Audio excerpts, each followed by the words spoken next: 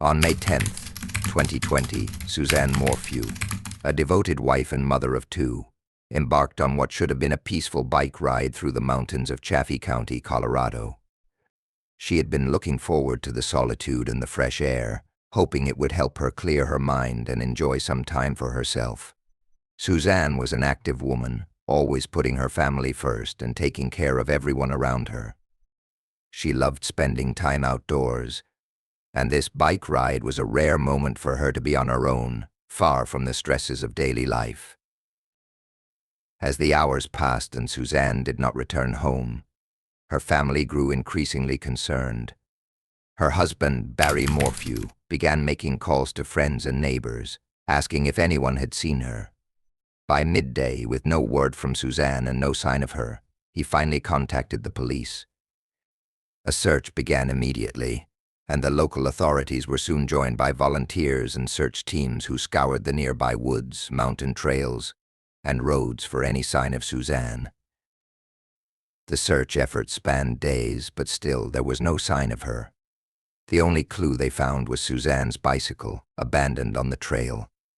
Her helmet was placed neatly beside it, but there were no tracks, no footprints, and no obvious signs of struggle.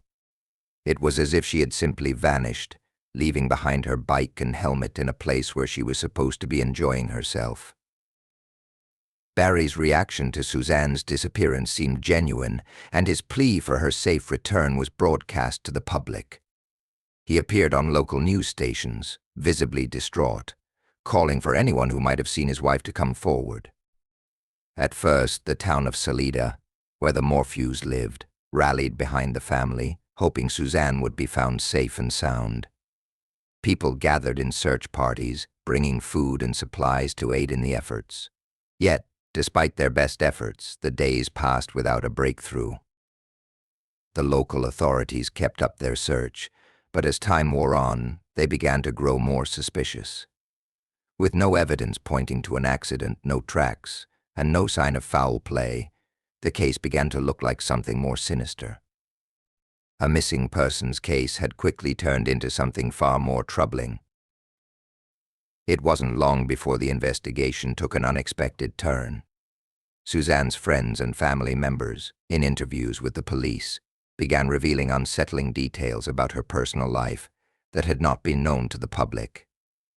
While Suzanne had always been known as a loving wife and mother, those closest to her began to hint that things were not as perfect as they seemed. Suzanne had been unhappy in her marriage for some time, though she had never confided in anyone about her deeper concerns. The idea that Suzanne's disappearance might not have been an accident began to take root. Could someone close to her have been involved? Could Suzanne have been hiding more than anyone had realized? The police were now looking at the case through a different lens. In the weeks following her disappearance, the search continued with little progress. The once optimistic tone of the case began to shift to one of uncertainty. Suzanne's family, still clinging to hope, waited anxiously for any sign of her. They couldn't help but wonder what had happened to Suzanne Morphew during that peaceful bike ride, and who could be behind her disappearance. As the search for Suzanne Morphew continued, the investigation began to shift from a missing persons case to something much darker. In the weeks after her disappearance, the authorities started delving into Suzanne's personal life, interviewing friends, family, and anyone who might have information. Suzanne's close friends began to open up about the cracks they had seen in her marriage to Barry. While to the outside world, the Morphews appeared to be a perfect couple, those who knew them well could see that their relationship was far from ideal. Suzanne had confided in several of her friends about the struggles she had been facing in her marriage. She spoke of Barry's controlling nature and how she had been feeling increasingly isolated in recent months. Friends described Suzanne as someone who was always caring and selfless, but lately she had started to change. She had been quieter, more reserved, and had often talked about how she felt like she had lost herself in the demands of family life. She even mentioned that she was considering separating from Barry, but she hadn't made any final decisions. The idea of a troubled marriage had never been apparent to the public. Barry, who had always been the seemingly doting husband, appeared to be deeply concerned about Suzanne's well-being. His emotional pleas for her safe return had initially seemed heartfelt. However, as the weeks passed and Suzanne remained missing, some of his behavior began to raise questions. Barry's actions, which had seemed genuine at first, were now seen in a different light. He had gone on television, tearfully begging for Suzanne to come home, but investigators noted that his behavior lacked the urgency and raw emotion expected from someone whose spouse had disappeared under such mysterious circumstances. Meanwhile, Suzanne's family members began to come forward with their suspicions. They mentioned that Suzanne had been talking about making major changes in her life. She had even mentioned taking a trip to get away and clear her head. And some speculated that she had been planning to leave Barry for good. Suzanne's sisters and friends told investigators that she had been quietly planning a fresh start, looking into options for herself and her children. These revelations painted a picture of a woman who, despite her outwardly happy family life, was planning to make a change. The police also began to investigate Barry's background more thoroughly, digging into his past to uncover anything that might explain his possible involvement in Suzanne's disappearance. As they did, troubling details began to surface. Barry had a history of short temper and had been involved in several confrontations with other people over the years. There were also rumors of infidelity. Barry had been having an affair with another woman, and this revelation added an extra layer of suspicion. The affair had been kept secret, but several people in the community knew about it. Was it possible that Barry's actions were driven by jealousy, anger, or fear of losing everything? The police, armed with this new information, began to re-examine the evidence. They found that Barry's movements on the day of Suzanne's disappearance were far from clear. His alibi, which had initially seemed credible, was now under intense scrutiny. Phone records showed strange gaps in his communications, and surveillance footage captured his vehicle in locations that raised further questions. There was no direct evidence tying him to Suzanne's disappearance, but the circumstantial evidence was mounting. It was becoming increasingly clear that Suzanne's disappearance was not the result of an unfortunate accident, but a deliberate act, one that may have been orchestrated by someone who had the most to gain. As the investigation deepened, Suzanne's family struggled to accept the possibility that the man they had trusted might be responsible for her death. The hope that Suzanne might still be alive began to fade, replaced by the chilling reality that she had likely been the victim of a betrayal far greater than anyone could have imagined. As the investigation into Suzanne Morphew's disappearance progressed, the evidence pointing to Barry as the primary suspect became increasingly overwhelming. The more detectives dug into his past, the more unsettling details emerged, casting a shadow over his public image as a concerned and grieving husband. Barry had always been seen as a hard-working man, but beneath the surface, his behavior and actions began to reveal a much darker side.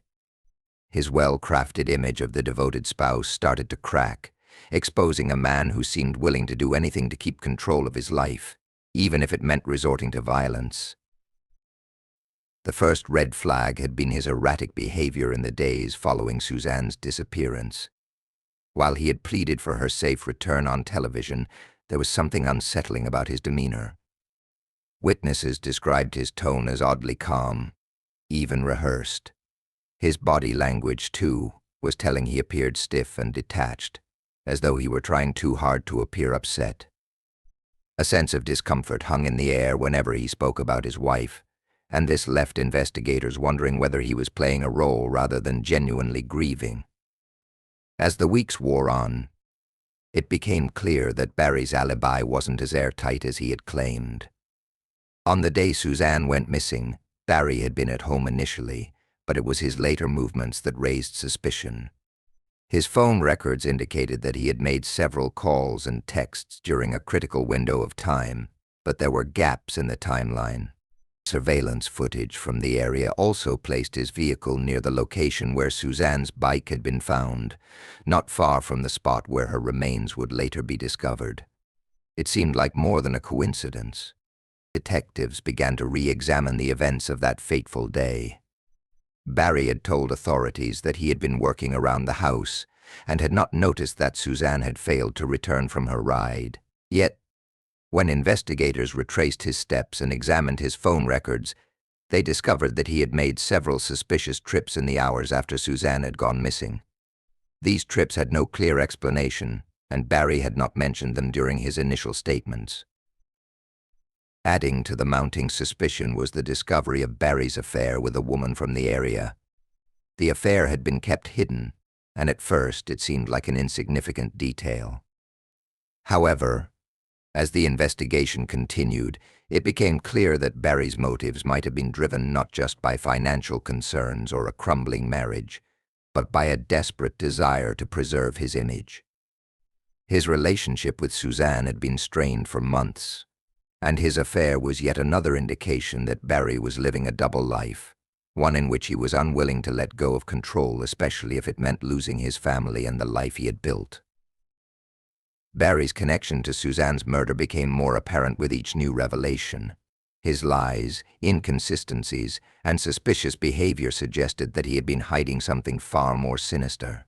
As detectives pieced together the timeline, they realized that Suzanne's disappearance may have been meticulously planned. Suzanne had been talking to friends about leaving Barry, seeking a fresh start for herself and her children, which made Barry's possible motive clearer. Could he have feared losing everything? Did he take extreme measures to ensure that Suzanne wouldn't leave him? The final piece of the puzzle came when investigators uncovered more concrete evidence tying Barry to the crime scene. Forensic evidence linked him to the murder in ways that could not be denied. Suzanne's blood was found in his truck, and traces of it were also found on his clothing. The chilling realization began to set in Barry Morphew. The man who had played the part of a concerned husband was no longer just a person of interest. He was the prime suspect in his wife's brutal murder. With this evidence mounting, the investigation entered a critical stage. Barry's cold demeanor and the increasingly damning proof suggested that the man who had appeared to be the loving husband was hiding a far more dangerous secret. As the pieces of the case began to fall into place, Suzanne's family and the community were left to grapple with the shocking betrayal of a man they had trusted for so long. As the investigation into Suzanne Morphew's death gained momentum, authorities obtained a search warrant for the Morphew family home. It was a significant step, one that hinted at the police's growing suspicion that Barry had been involved in his wife's murder.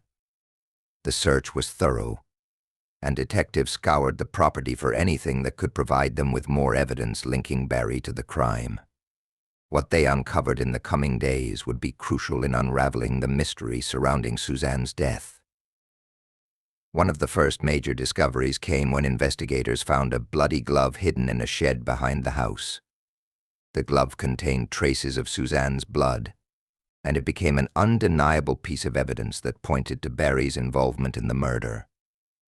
The location of the glove hidden away, far from where one might expect to find such an item, suggested that Barry had tried to hide it, hoping that it wouldn't be discovered. This was the first concrete evidence that pointed to the violent nature of Suzanne's death and gave the police the break they had been hoping for. The discovery of the bloody glove was followed by further evidence that linked Barry to Suzanne's murder. Investigators found surveillance footage from nearby areas that showed Barry's truck in locations close to where Suzanne's body had been found. The truck was seen driving to and from those areas at times that didn't match his alibi. The footage painted a clear picture of a man who had not only been near the crime scene but had likely been involved in it. Along with the surveillance footage, phone records revealed that Barry had made several calls during key moments in the timeline of Suzanne's disappearance.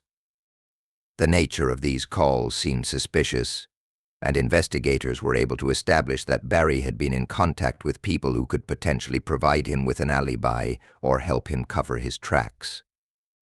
The phone records, combined with the surveillance footage, pointed to the possibility that Barry had been attempting to manipulate the situation to his advantage. Forensic analysis provided even more damning evidence. Traces of Suzanne's blood were found inside Barry's truck, and blood stains were discovered on his clothing. The presence of these forensic clues made it clear that Barry had been involved in the murder, and it raised the likelihood that he had attempted to clean up the scene afterward. The blood evidence was so overwhelming that it was almost impossible to deny his role in Suzanne's death.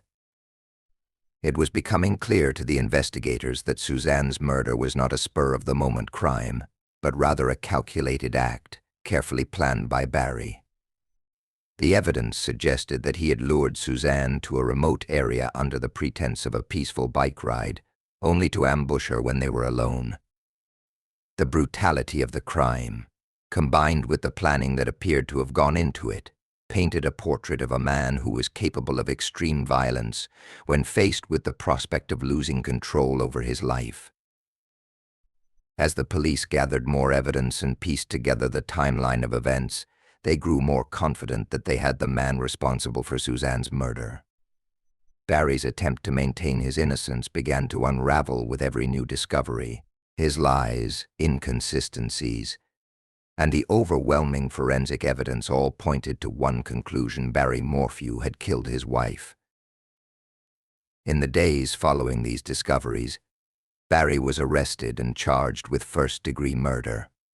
The arrest marked a turning point in the case, as Suzanne's family finally had some semblance of justice after months of uncertainty.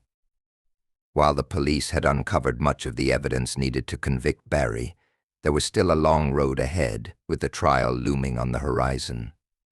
However, for Suzanne's loved ones, the arrest of the man who had once been the center of their family was the first step toward understanding the horrific betrayal that had destroyed their lives. As Barry Morphew's trial approached, the case took on an even more intense public spotlight. The details of Suzanne's murder were revealed in painstaking detail, and each new revelation sent shockwaves through the community. Barry, who had once been the image of a concerned husband and father, now stood in the courtroom as the prime suspect in the brutal killing of his wife. Suzanne's family, still reeling from the loss, faced the painful reality that the man they had trusted most was the one responsible for her death. The prosecution's case against Barry was built on a mountain of evidence that painted a clear and damning picture. The blood found in Barry's truck and on his clothing left little room for doubt.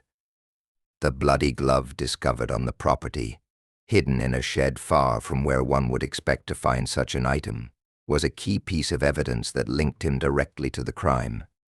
The surveillance footage showing Barry's truck in close proximity to where Suzanne's body had been found was another crucial piece. All of these clues, along with the forensic analysis, pointed to a cold and calculated murder that Barry had tried to cover up. Witnesses, who had once spoken in his defense, began to testify, revealing unsettling details about his behavior leading up to Suzanne's disappearance.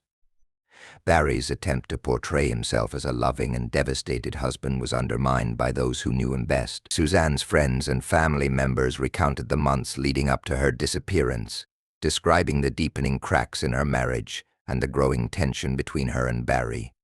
Suzanne had talked about wanting to leave him, about starting over, and these revelations added weight to the theory that Barry had killed her to maintain control over his life and avoid losing everything. The defense, however, tried to portray Barry as the victim of a tragic misunderstanding. They argued that there was no direct evidence tying him to the murder, and that the forensic evidence could have been planted. Barry maintained his innocence throughout the trial, claiming that Suzanne had simply disappeared, leaving him to cope with the heartbreak of not knowing where she had gone. His defense team attempted to cast doubt on the police's investigation, suggesting that they had rushed to conclusions and had overlooked other possible explanations. Despite the defense's best efforts, the evidence against Barry continued to mount.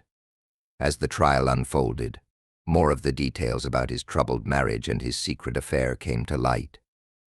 His affair had been a key motive for his jealousy, and the prosecution suggested that he had feared losing Suzanne and everything else he had built. The financial strain of the marriage and Barry's controlling nature were additional motivations that explained why he might have resorted to murder. Suzanne's desire to leave him and start a new life made it clear that Barry had much to lose if she followed through with her plans. The emotional toll of the trial was evident, not only on Barry and his defense team, but also on Suzanne's family. They had spent months hoping that Suzanne was still alive, but as the pieces of the case were revealed, they were forced to confront the heartbreaking truth: Suzanne had been murdered by the man she had once trusted with her life. The family members struggled to hold it together as they relived the horror of Suzanne's final days, but they also knew that justice for Suzanne would only come with Barry's conviction. Finally, after weeks of testimony, the jury reached a verdict. Barry Morphew was found guilty of first-degree murder, and the courtroom erupted in mixed emotions. While Suzanne's family felt a sense of relief and justice, it was tempered by the overwhelming grief of knowing that their loved one's life had been taken in such a brutal and senseless manner. Suzanne's children, who had been left to cope with the aftermath of their mother's death, were now forced to grapple with the painful reality that their father had been the one responsible for it. The conviction of Barry Morphew brought a sense of closure to the case, but it couldn't undo the damage that had been done. Suzanne's family would forever feel the absence of the woman they had loved, and her children would have to live with the knowledge that their father had betrayed them in the most unimaginable way. The trial had exposed the shocking truth about a man who had once seemed like a loving, devoted husband, but was, in fact, capable of unimaginable betrayal. As the case came to a close, the community of Chaffee County was left to grapple with the heartbreaking truth that sometimes the greatest betrayals come from the people we trust the most.